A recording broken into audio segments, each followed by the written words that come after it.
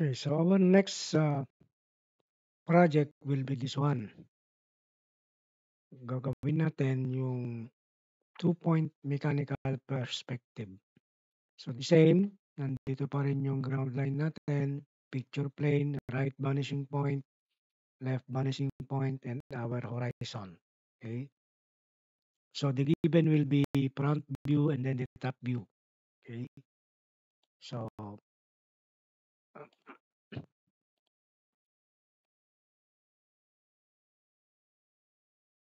the same pa rin. So this is 30 degrees. Okay. And then 60 degrees. Ito naman, 60 degrees pa rin, then 90 degrees. Then from that point, gagawa tayo ng line papunta doon sa baba. But anyway, these are already given in your drawing plate. So, ang i-demonstrate lang natin is how are you going to draw this one in mechanical. Okay? So, first and foremost, kailangan natin gawin is gawin natin yung uh, height. Okay? Kunin natin yung height. Overall height. Then, gawin natin yung vanishing point niya. So, starting from that part to that part, then we will make a line from this line or interconnecting line to that left vanishing point, then another right vanishing point. Okay? Then another one, dito yung meeting place ng ground line at saka yung vertical line na yan, gagawa tayo ng line papunta doon sa right vanishing point, then another line papunta doon sa left vanishing point. So yung drawing natin is magko-concentrate lang sa line na to, 1, 2, 3, and 4. So from this part, then from this part. Okay? Now, we will get the length. So, pag kukunin natin yung length, gagawa lang tayo ng line magmula dito hanggang doon sa baba. Okay? So, length ang pinag-uusapan. Okay? So, from that part, yung picture plane na yan, tapos yung line na yan, yung intersection nila, gagawa ka ng line papunta doon sa baba. Okay? So that is our length. Okay? Length and height. So kulang na lang yung width. So gagawa ka ulit ng line magmula dito hanggang doon sa baba. Then another line from this part of your picture plane,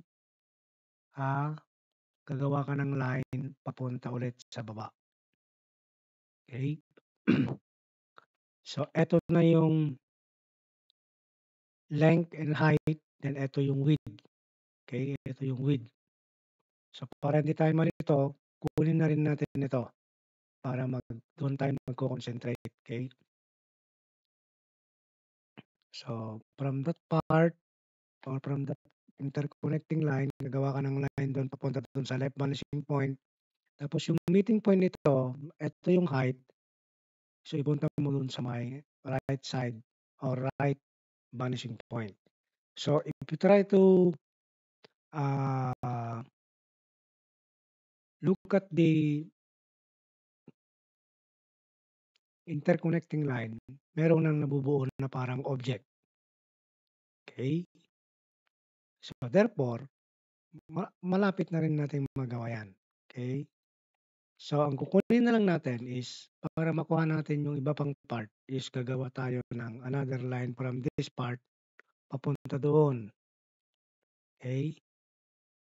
So lahat ng gagawin mo na line na nagmula dito, kailangan mong i-connect doon sa right at saka left vanishing point. Okay? So ang gawin natin, connect natin to mula doon hanggang dito, then papunta doon. Okay? Then, kunin natin 'to, gawa tayo ng line, another line, papunta doon sa baba. Okay? So, therefore, gagawa ka ulit ng line magmula dito, papunta doon sa baba ulit. Okay? Then, eto, yung line na yan, ipunta mo doon sa right vanishing point. Okay? Then, eto, yung line na to, ipunta mo doon sa left vanishing point. Okay? Then, another line, magmula dito, papunta doon sa right vanishing point. Okay? So, therefore, eto, drawing muna natin yung letter L na yan. Okay? So, yung letter L na yan is eto yon. So, 1, 2, magmula dito sa baba niya, 3, 4, 5, 6, and 7. Okay? Yan na yung letter L na front view. Okay? Kunin natin yung top view. So, yung top view, yung dalawa na yan. So, yung dalawa na yan, ito yon. So, 1, 2, 3, 4, and another one sa baba, 1, 2, 3, and 4. Okay? So, yan yung dalawa na yan. 1 and 2. Ito, merong point dito.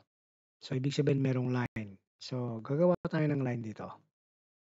Papunta doon sa intersection doon. Okay? Then, another one, dito naman, kunin natin, actually, yung surface na to, yung dalawa na yan, ito yon. Ito nung line naman na to, that will become a surface pag titinan mo dito sa may side. The same, ito, magiging surface yan. Yung dalawa na yan. Okay? So, gawin natin dito. Then, that one. So, yan na yung object natin. Ganun lang kadali. Okay?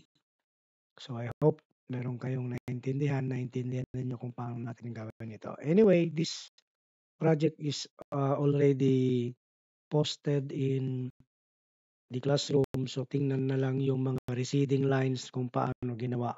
In your actual drawing, kailangang hindi nyo kailangang i-erase lahat yung mga line na ginawa ninyong yan para makita ko kung tama yung ginawa ninyong perspective. Okay? So, this line, lahat ng line na yan na white, it will be pencil number 3. Then yung light blue na yan, it will be pencil number 1 or soft pencil. So, all receding lines from the vanishing point, from left or right, you will use pencil or hard pencil or pencil number 3. Okay? So, ito naman, the same.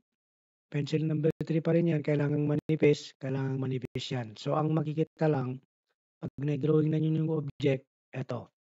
So, this will be